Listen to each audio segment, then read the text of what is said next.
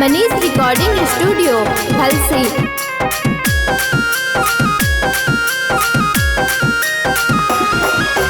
शादी कैनी सास ससुर माना हौ कि ना। शादी कैनी सास ससुर माना हौ कि ना। हेलो मंडल जी तोर यार भतरा जाना हौ कि ना। हेलो मंडल जी तोर यार भतरा जाना हौ कि ना। दिया बाबू ताके सेज पर फाना हौ कि ना। दिया बाबू ताके सेज पर फाना हौ कि ना। हेलो मंडल जी तोर यार भतरा जाना हौ कि ना। हेलो मंडल जी तोर यार भतरा जाना हौ कि ना।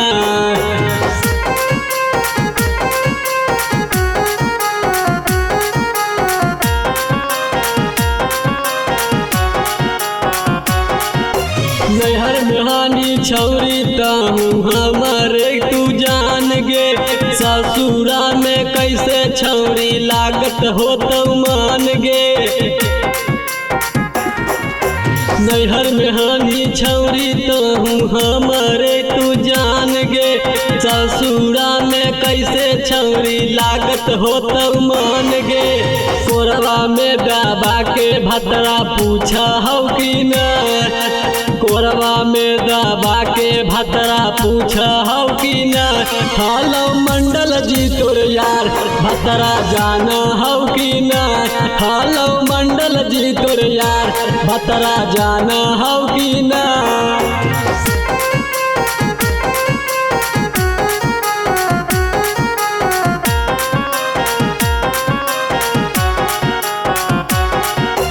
साचे साचे हमरा से बताबे हे गे रानिया।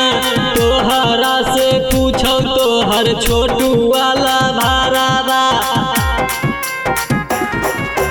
साचे साचे हमरा से बताबे हे गे रानिया। तोहरा से पूछो तोहर छोटू वाला भारावा। रौनक नीतीशवा यारवा तोहर काना हौ कि ना। रौनक नीतीशवा यारवा तोहर काना हौ कि ना।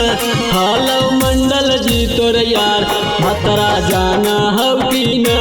हेलो मंडल जी तोर यार भतरा जाना हौ कि ना। Manish recording studio Halsi.